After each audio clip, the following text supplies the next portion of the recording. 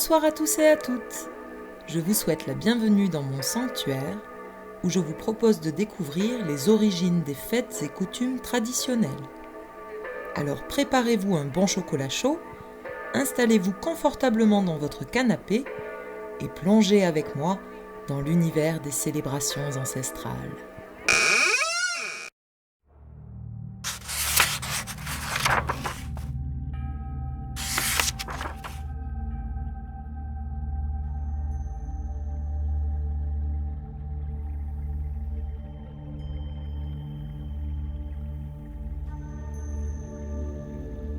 La fête des morts est une coutume partagée par toutes les civilisations humaines et qui remonte à la nuit des temps.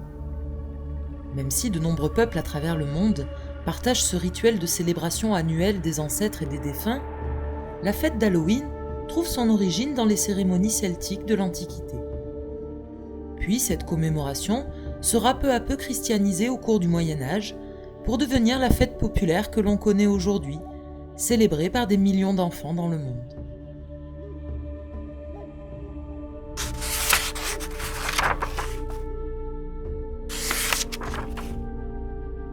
La coutume de la fête d'Halloween trouve sa source dans un rituel celtique, principalement observé en Écosse, en Irlande et en Gaule, dont la célébration remonte à plus de 2500 ans.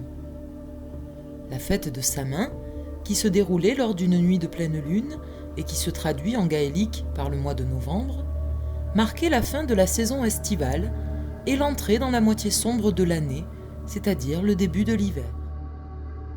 Le calendrier celtique étant lunaire, la date de cette fête, qui durait en fait 7 jours entiers, variait d'une année à l'autre, mais était toujours célébrée aux alentours du 31 octobre ou du 1er novembre.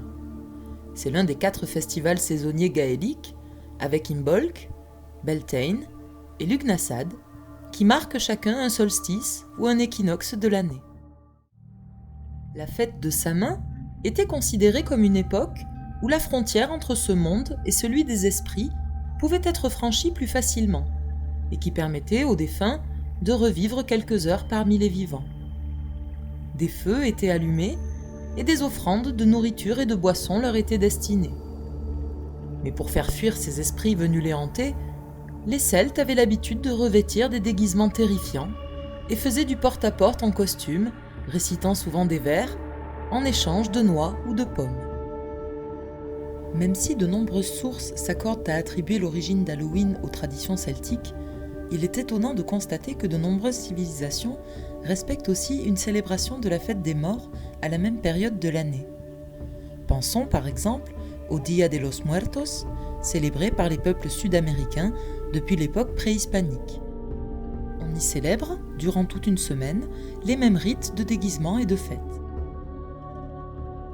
La période du 31 octobre au 1er novembre y est consacrée aux angelitos, les enfants morts. Des autels leur sont dédiés dès le midi du 31 octobre et un goûter traditionnel sucré leur est offert en début de soirée. Les traditions actuelles de cette fête sont un mélange de rituels de différentes origines, principalement chrétiens et indigènes, mais elles sont aussi influencées par l'approche moderne de l'Halloween américain.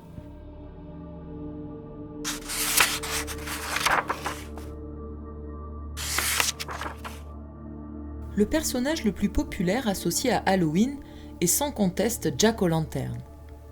Issu d'un vieux conte irlandais, c'est un maréchal ferrant avare, ivrogne, mais aussi très rusé, nommé Jack, qui aurait défié le diable. L'histoire raconte qu'un soir, dans une taverne, le diable apparaît et lui propose d'échanger son âme contre des services diaboliques. Jack demande qu'il lui offre un dernier verre avant d'accepter le pacte. Le diable se transforme alors en pièce de 6 pence, que Jack saisit et place immédiatement dans sa bourse, pourvue d'une serrure en forme de croix dont le diable ne peut s'échapper. Jack accepte de le libérer, à condition que ce dernier lui accorde 10 ans de plus à vivre. Mais lorsque Jack meurt, l'entrée au paradis lui est refusée, et le maître des enfers refuse également de le laisser entrer. Jack réussit néanmoins à convaincre le diable de lui donner un morceau de charbon ardent qu'il place dans un navet évidé en guise de lanterne. Condamné à errer sans but, la légende raconte que Jack à la lanterne ou Jack-o'-lantern, réapparaît chaque année le jour de sa mort, à Halloween. À l'origine, une Jack-o'-lantern était donc un navet évidé contenant une bougie pour commémorer la légende. Le navet fut progressivement remplacé par une citrouille lorsque la fête s'exporte en Amérique, qui voit au XIXe siècle plus de 2 millions de migrants irlandais et écossais s'installer sur le nouveau continent. La citrouille, plus large, plus colorée et plus facile à sculpter, va ainsi donner à Jack-o'-lantern son aspect moderne.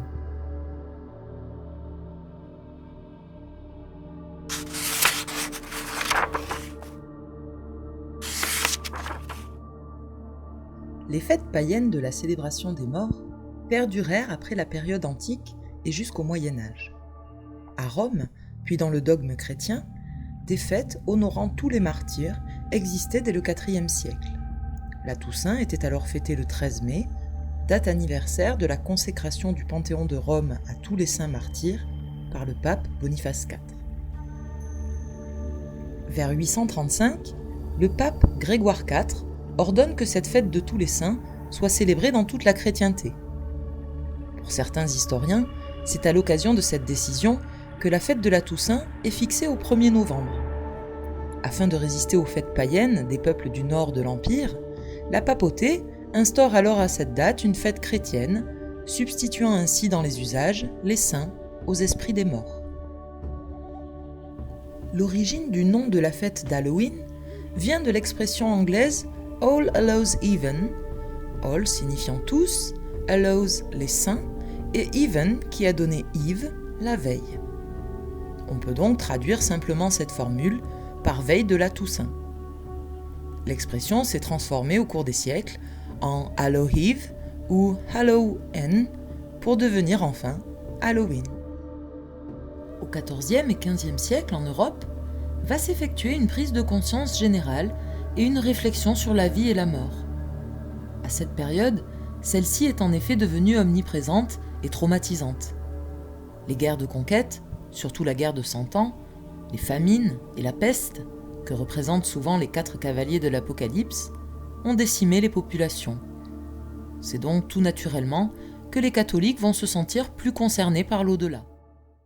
Les messes prononcées à la Toussaint vont être plus nombreuses tout au long du XIVe siècle, et des danses macabres sont organisées tous les 31 octobre comme une conjuration contre la mort.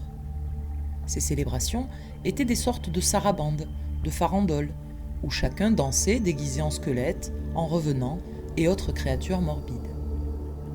Cette tradition, qui rappelle les fêtes païennes, se diffusera jusqu'au XIXe siècle lorsque les migrants emporteront dans leurs valises leurs légendes ancestrales qui traverseront ainsi l'Atlantique.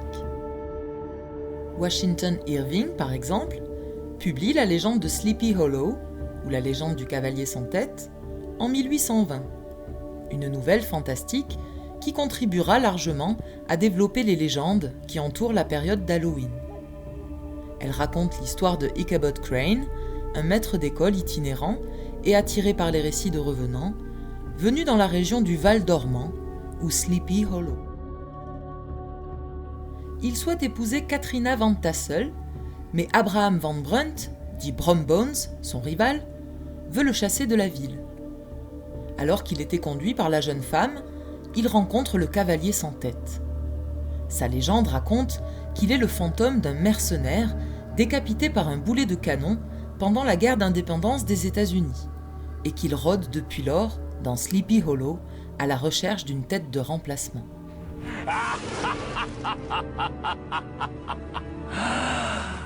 Ichabod Crane s'enfuit vers l'église, mais est frappé à la tête. Le lendemain, les habitants partent à sa recherche, mais ne trouvent que la selle de son cheval, son chapeau et plus loin une citrouille. Quant à Ichabod Crane, il a disparu. Et on ne peut donc pas dire clairement s'il est mort, emporté par le cavalier, ou s'il a fui la ville sous le coup d'une terreur absolue, peut-être mise en scène par son rival.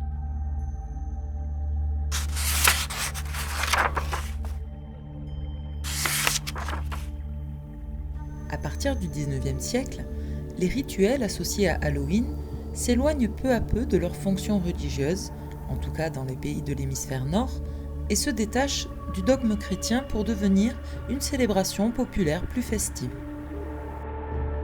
Halloween est aujourd'hui célébré principalement en Irlande, en Grande-Bretagne, aux États-Unis, au Canada, en Australie et en Nouvelle-Zélande, mais s'est étendu, dans une moindre mesure, dans de nombreux autres pays.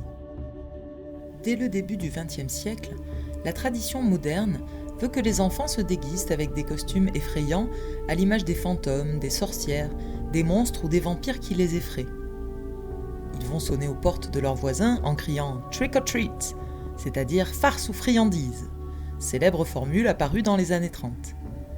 Cette pratique dérive de la tradition du Moyen-Âge, lorsque les enfants pauvres d'Irlande ou de Grande-Bretagne faisaient eux aussi du porte-à-porte, en chantant ou en récitant des prières. Elle s'estompe cependant durant les 2 guerres mondiales, où l'approvisionnement en sucre est rationné. La fête d'Halloween est également marquée par des feux de joie, des feux d'artifice et des jeux d'enfants, comme le jeu des pommes flottantes, plongées dans un bassin d'eau et que l'on doit attraper sans les mains. La soirée s'achève par la lecture de contes horrifiques ou de poèmes d'Halloween, et plus récemment par la diffusion de films d'horreur. Les propriétaires de maisons, souhaitant participer à cette tradition, décorent habituellement leurs portes de toiles d'araignée, de squelettes en plastique ou de jack-o'-lantern. Certaines personnes utilisent même des effets sonores et de la fumée pour ajouter de l'ambiance à cette nuit fantomatique. Les habitants, eux-mêmes souvent déguisés, distribuent aux enfants des sucreries, friandises, barres de chocolat ou des préparations à base de citrouille. En effet, cette dernière n'a pas seulement un aspect décoratif. Les graines rôties peuvent être mangées, et la chair est utilisée pour confectionner des gâteaux, des tartes, de la soupe, de la confiture ou du pain. Avant le XXe siècle, il était de coutume d'offrir un soul cake, ou gâteau de l'âme. Ce petit gâteau rond, à la noix de muscade et aux raisins secs, ressemblant à un cookie, était traditionnellement préparé la veille de la Toussaint, chaque gâteau représentant l'âme d'un défunt. En France, c'est à la fin des années 90 et au début des années 2000 que se développe véritablement cette fête aux origines celtiques. La société Optos Opus dépose la marque Halloween et commercialise le Samin, un gâteau ayant l'apparence d'une jack-o'-lantern.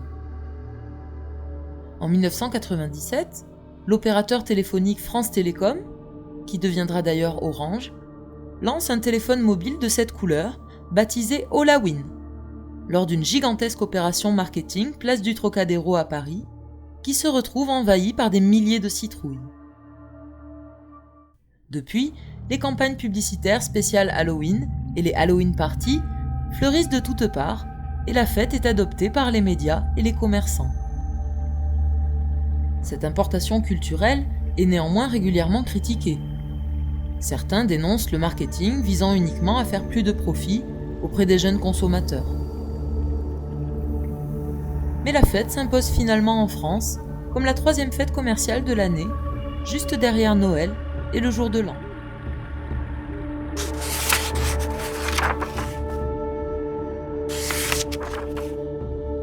Dans la deuxième moitié du XXe siècle, Halloween est une célébration qui va inspirer beaucoup d'œuvres, notamment cinématographiques.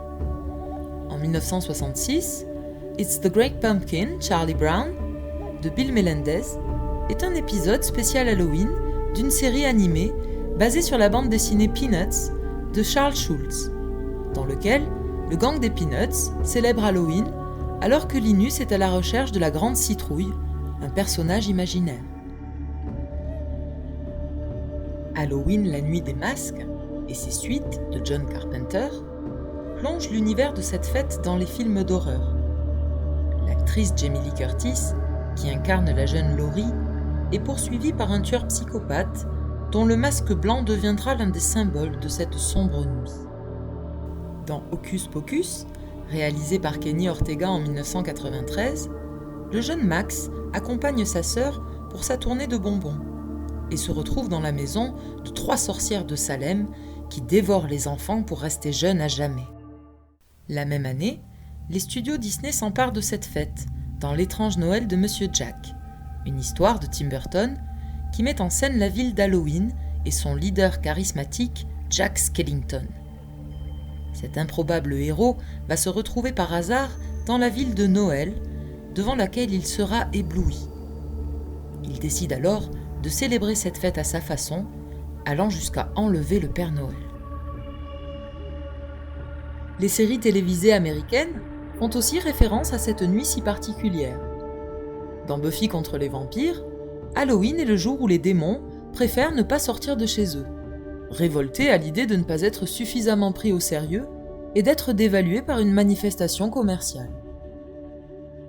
Dans la série Charmed, au contraire, Halloween est considéré comme le jour le plus magique de l'année, le nouvel an sorcier. Les démons vaincus au cours de l'année précédente peuvent revenir d'entre les morts et circuler librement parmi les humains, comme dans les croyances païennes. De plus, les programmes américains les plus célèbres ont souvent un épisode consacré à Halloween, quand ce n'est pas plusieurs, comme par exemple dans Les Simpsons de Matt Groening, qui propose tous les ans un Halloween Special. Le générique d'ouverture est spécialement adapté pour mettre en scène à cette occasion les créatures et les horreurs propres à cette fête. Depuis toujours, le passage du 31 octobre au 1er novembre est donc une période particulière dans l'imaginaire collectif et la culture populaire. Symbolisant la fin de l'année et l'entrée dans un monde plus sombre et ouvert aux esprits, la fête des morts à l'origine d'Halloween invite les vivants à ne pas oublier les défunts. Aujourd'hui, malgré son aspect commercial, elle conserve un univers unique qui célèbre la vie la veille de l'hommage rendu aux morts. Mais n'oublions pas qu'elle incite plus particulièrement les enfants à braver leur peur et à passer cette nuit à l'origine lugubre de manière joyeuse, festive et gourmande.